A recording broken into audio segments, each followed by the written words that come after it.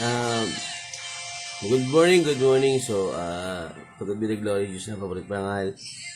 Claude OIO kay Claudine Dorero, no? So, yan, share lang tayo ng morning na thoughts habang may background music tayo ng Sovereign Grace music, no? So, yan, every time na magigising ako, always pinapasalamatan ko Panginoon kasi una-una ginising pa niya ako, no? So, habang natutulog po tayo, kontrolado po niya yan. Lahat po ng bagay, kontrolado ng Panginoon. At isa sa pinaka-importante is mabigay natin yung papurit, parangal sa Panginoon. Kasi siya lang ang may deserve nun, no? Hindi sa atin. Bilang isang entrepreneur, isang negosyante, ganoon din, no? Gusto ko rin maging vlogger, pero yung content ko is more on information, especially tungkol kay Lord, no? Sa marami na kasi nagba-vlog ngayon na tungkol kay Lord, especially the Bible. Napaka-importante po nun kasi that's Great Commission, ang utos po yan ng Panginoong Kristo nung para sa kanyang mga apostol, no? At yan po, hindi lang naman sa kanyang apostol yun, kundi para sa atin, no? Para sa mga totoong pinili niya buhat pa nung simula. So, tama po kayo. May pinili na po ang Panginoon buhat pa sa simula. Kahit pa yung mga tao ngayon is mga gangster or ano-ano samot-saring ugali ang mayroon. Subalit, hindi natin sila pwedeng husgahan kasi very may huwaga ang plano ng Diyos. Magugulat ka, di ba? Yung iba, talagang ano pa dati pang napapaaway, no? Ang daming history na talagang husgahan yung history niya, subalit wala pa makapigil sa plano ng Diyos. Kung ano man yung kalooban niya, kung sino man yung pinili niya, kahit anong gawin, no, magiging lingkod niya, magiging servant. So, si Jonah, ganun din, no? Si Jonah sa Book of Jonah, si Jonah is pinilit niyang iwasan yung Ninive kasi nga makasalanan yun, no? Iniwasan niya, sa kakaiwas niya, nung sumakay siya ng bangka, basta sa sakyang pandagat, nalaglag siya, no? At nalunok siya ng isang malaking isda, no? Hindi ko alam kung anong klaseng isda yun. Hindi natin pwede sabihin tilapia yun o bangus or ano man. Pero, alam nyo ba guys, yung pagpasok ni Jonah doon sa tiyan ng malaking isda is madilim. Madilim. Dahil sa kanyang pag-iwas at pagsuway sa Diyos para puntahan yung Ninive, is dark yung pinasukan niya. Di ba, siyempre, sa loob ng tiyan na isda, siyempre, dark, no? Pero, alam nyo ba ang ibig sabihin ng dark na yon? That's hell. It symbolizes the hell, no? Ipinakita mo sa Diyos yung pagsuway mo at ipinakita ng Diyos sa iyo yung pagsuway mo at ito yung naging resulta. It will lead you to the hell. Yun po yung symbolize nun. And yet, dinala siya ng balyena, ng isda, ng malaking isda, dun sa Ninive. At that time, dumating na siya doon at walang no, kasama niya ang Diyos at nagpuri ang mga Ninive. Pero ito matindi, no? Instead na ipapurihan niya ang Diyos, naman yung papuri, pero nagalit pa siya kasi alam mo rin naman pala po na magpupuri sila sa'yo, pinapunta-punta pa. Para ganun yung dating nyo. Hindi ko eksaktong noong nagpahinga si Jonah, no? Naglagay ang Diyos ng isang puno, no, ng tanim, halaman ng tanim hanggang sa naging puno, hanggang sa maging kanlungan ni Jonah that time kasi mainit. Tapos unti-unting nawala yung puno. So, anong ibig sabihin nun? No? Walang kapangyarihan si Jonah o wala siyang karapatan na tanungin ang Diyos bakit ganun yung pinapagawa sa kanya ng Diyos. Kasi ang Diyos pa rin yun. Siya pa rin, si Yahweh ay ang Diyos na pinakamapangyarihan sila at gumawa sa lahat. Ibig sabihin nun, tayo mga tao, mga kapatid, wala tayong karapatang questionin ang Diyos kung ano yung nangyayari. Kasi possible, ito po ay kanyang kalooban. No? Bakit? Kasi may tinuturo. Ano ba yung pinaka-main lesson sa Book of Jonah? Submit. Pagsunod. Obey. Yun ang pinaka-importante sa lahat. Minsan tayo, pag sinutusan tayo magulang natin, dahil pa natin dahil na, bakit? Bakit? Pero isang Lord, ang Diyos po, pag nag-utos siya, kasama ka niya. Sinasamahan ka niya. No? Andun yung guidance niya eh. At malalaman mo yung kanyang dahilan o kanyang gusto mangyari sa'yo pag sumunod ka na. Karamihan po ng tao ngayon, wala nang pagsunod. Puro pag-ngungod. Pag-angal. No? Maraming umaangal. Bakit? Bakit? Wala po kayong makikita sa Bible na nag-explain ang Diyos pag nag-utos. Parang, Moses, gawin mo to. Palayain. Pumunta ka sa Ehipto at papalayain ang mga Israelita, no? Pero wala siyang explain na kasi ganito, Moises. Kasi ganito. Kasi ganito. Okay na. Susunod ka na. Di, walang ganon. Walang ganon. Sino tayo? Sino tayo? Para mag-ano, di ba? So, si Jonah is, di ba, very example of ng pagsuway. Maraming din ganito. Kahit naman sino eh. Sinong gusto maging pastor, walang sasagot. Di ba? Kasi yung pagpapastor is totoong tinawag, totoong pinili, no? Yung iba kasi, kunwari, pinili daw sila. May maraming ganyan, no? Pero, disclaimer lang, wala po akong galit sa ibang pastor kasi talagang ako po ay hindi ko pwedeng husgahan yung sarili ko, hindi ko pwedeng husgahan yung iba. Pero, kailangan kong mag-aral, no? Mag-aral para sa aking patuloy na paglago. But again, proceed tayo dun sa ibang gusto kong i-share na every morning, no, ang Diyos lamang po ang ating papupurihan. Uy, gwapo na naman ako. I woke up like this. Hindi. Mga ganyan. Makamundo kasi yun eh. Thank you Lord, ginising mo ako. Ganun na lang eh. Mas maganda pa yun eh. Sa kanya ang papuri. Hindi yung I woke up like this. I woke up like this. Pang sarili. Self-love is makamundo. No? That's coming from demon. Ang dalawang utos na iniwan ng Diyos is mahalin mo ang Diyos ng buong puso't isip, kaluluwa, buong lakas. Ibig sabihin, God's first. God is top priority above all. Ang second, mahalin mo ang iyong kapwa ng tulad ng pagmamahal mo sa iyong sarili. Nang tulad ng pagmamahal mo sa iyong sarili. Nasabihin ng iba, tulad naman pala, the same lang. Love yourself. No. Mahalin mo ang iyong kapwa. Hindi niya sinabing mahalin mo ang iyong sarili tulad ng pagmamahal mo sa iyong kapwa. Second, third ka pa rin. Una pa rin yung kapwa. Kaya nga sinasabi ni Kristo, di ba? Mahalin mo ang iyong kaaway. Bakit? Kasi kapwa mo yun. Kasi kung ano yung ginagawa mo sa Kanya, ginagawa mo rin sa Diyos. Bakit? Kasi nandun yung humility. Humility. Humbleness. Dahil sasabing humble ako. Pero at the back of your mind, hambog ka. No? So, paano nagising ako, diba? Nakakahinga na naman. This is the first blessing of God every day. Every day.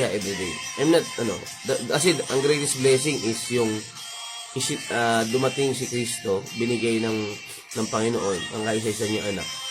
John 3:16, that's the greatest blessing of all times. And yun lang yung pinaka-blessing kasi yung buhay na binigay sa atin. No? At dalawang event lang every year ang dapat nating i-celebrate talaga. Alam niyo kung ano yun? Number 1, Christmas. Wala siya exact date talaga, pero syempre nakaugalian, no? Christmas is the born of Jesus Christ. Yan yung pinaka na unang-unang i-celebrate natin. Then ano yung kasunod?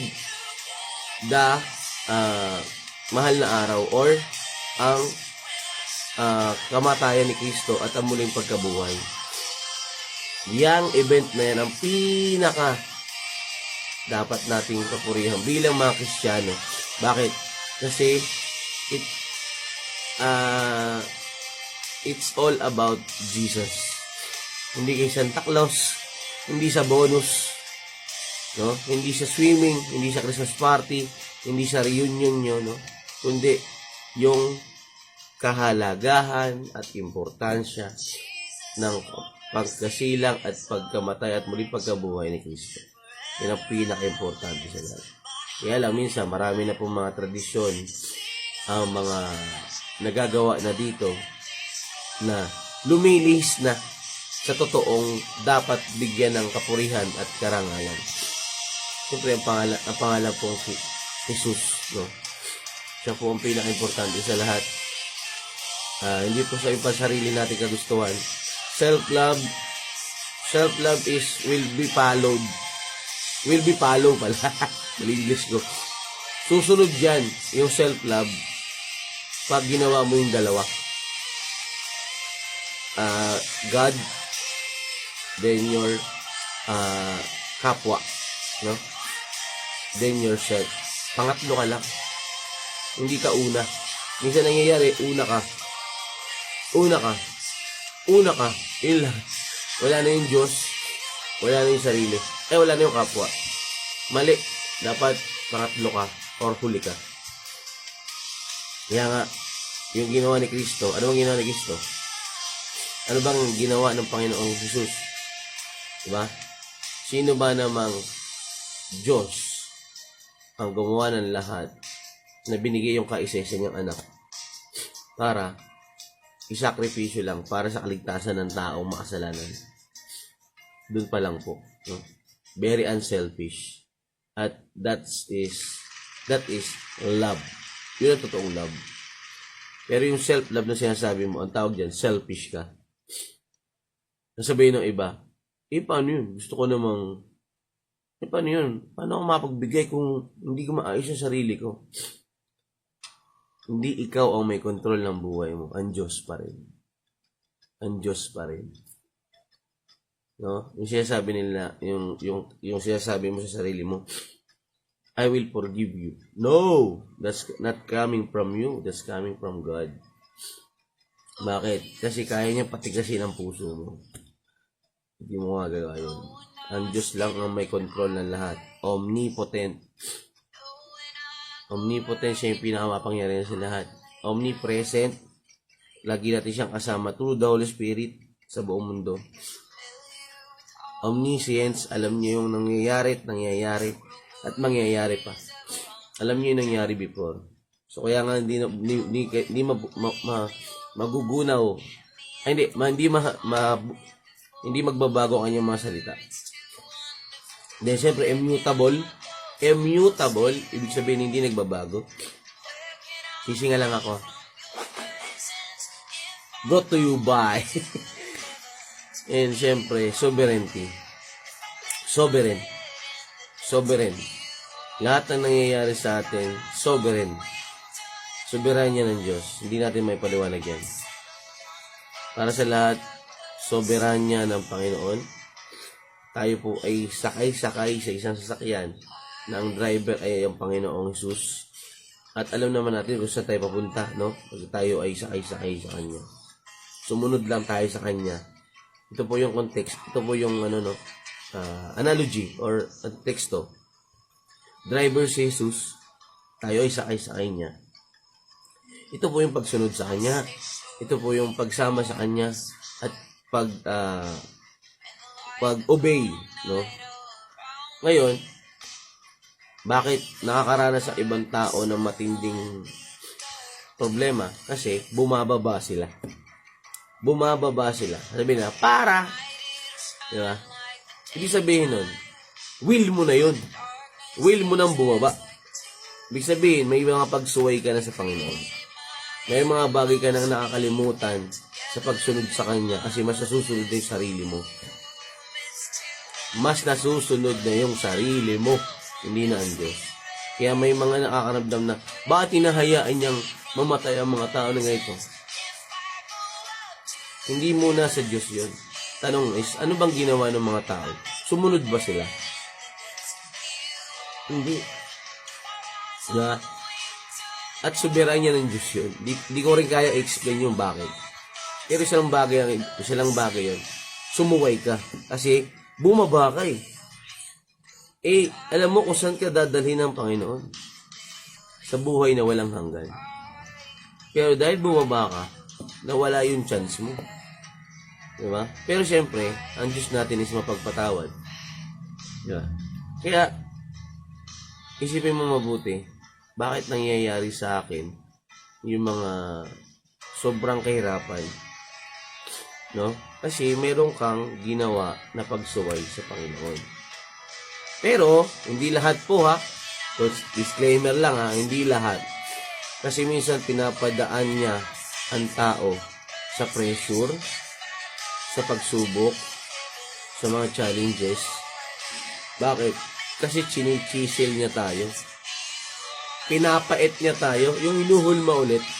Kung ano yung original image mo or yung hulma mo, ibinabalik lang ng Lord sa proseso ng mga challenges, mga pagsubok, sa mga napagdadaanan mo. Kaya nga word na pagdadaanan. Kasi bakit? Parang ako, ito yung original image ko. Tumaba ako. Possible ito ay pride. Tatanggalin niya yan. Sa katawan ko, ito ay inggit. Tatanggalin niya yan. Pero through the situation na gagawin kong nasusunod ako sa pagsunod yung gusto niyong mangyari at doon, no, matatapyas to. Ibig sabihin, kasi nag-exert ka ng effort. Parang exercise, di ba? Gusto mong bumalik. Di ba mahirap? Di ba masakit minsan? Pero naglulus ka. Ako honestly, I lost 29 kilos eh. 28 to 29. Ba, mahirap. Mahirap kasi bawas yung kain ko eh. Sarap kumain eh. From 120 kilos po, down na ako ng 92. 91. Di ba? Ano yun? It takes 2 years, di ba? ng fasting. Pero, balik tayo doon. Chisel out tayo. Ini-stretch tayo ng Diyos. Kasi gusto niyang ibalik ka sa dating ikaw, sa original na gawa niya na ikaw. Kasi nagkaroon ka ng pride, nagkaroon ka ng inggit, nagkaroon ka ng yabang, nagkaroon ka ng ugali na basta lahat ng negative na ugali nakuha mo dahil sa iyong pamumuhay. Kaya nga ipinapadaan niya sa iyo, nagiging patience ka, di ba? Nagiging pasensyoso ka. Minsan nawawala yung pagiging pasensya mo kasi yung temper. Pero minsan, may hinahayaan ng Panginoon na mangyari sa'yo para bumalik yung pagiging pasensyoso mo. Yun po yung soberanya ng Panginoon. Hindi natin maipaliwanag. Walang kayang magpaliwanag yun. Bakit ang dagat hanggang doon lang sa shore? Diba? Bakit hanggang doon lang? Bakit ang mga balyena nandun lang sa dagat? Hindi man lang umahon muna para mag-sunbathing. That's soberanya ng Diyos. That's sovereignty. No? Yung pagising natin, yung pagtulog natin, yung during tulog tayo, ano yung ginagawa ng Diyos? Diba? Hindi mo alam kung anong paano tumatakbo yung mga organs mo o yung system mo sa katawan. Diba? although may pag-aaral, yes, ako may pag-aaral ako kasi nursing graduate ako. Pero, what is yung pinakalalim, no? Again, that's sovereign of God. Sovereignty, no? Bihirang churches lang kung ano nagtuturo ng sovereignty of God. Kasi, ayaw nilang mawala yung mga members nila. Bakit? Anyway, hindi na magsasalita about sa ganyan. Kasi, ang gusto kong itaas na pangalan is ang Diyos. Ang Panginoong Jesus, no? Na kasama natin siya araw-araw. Kaya lang, nalulumbay po siya pag hindi natin nasusunod ang kanyang utos, no? The Holy Spirit is inside of our body. And our body is a temple of Holy Spirit. Templo. Subalit, nalulumbay po ito kapag tayo ay hindi sumusunod sa Diyos. Ang ano po niyan, illustration niyan is Holy Spirit ang nasa taas, ikaw nasa baba. Kaya lang nangyayari, baliktad. Nalulumbay siya. Ikaw ang nauuna. Mapapansin mo yun, kung dati, mahilig kang magmura, mahilig kang magalit, at pumapatol ka basta-basta, malalaman mo, ang Holy Spirit is nasa iyo. Or, hindi pala nawawala yan, no? Is, ang Holy Spirit ang nauuna sa buhay mo. Pag napigilan mong magmura, hindi mo na nasasabi yan. Pag nakokonsensya ka, pag naiisip mo na mali yung ginawa mo, ibig sabihin nun, Holy Spirit po yun. Hindi ikaw yun.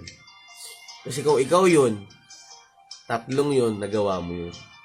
Kung ikaw. Pero ang Holy Spirit po, ang banal na Espiritu po, ang gumagabay sa totoong mananampalataya. Magkaiba po ang madasalin sa sumusunod. Kasi yung iba, madasalin lang. Kasi bakit? Puro ako, para sa akin, kami. Diba? So, yun lang po. So, gusto na papulit pa naman.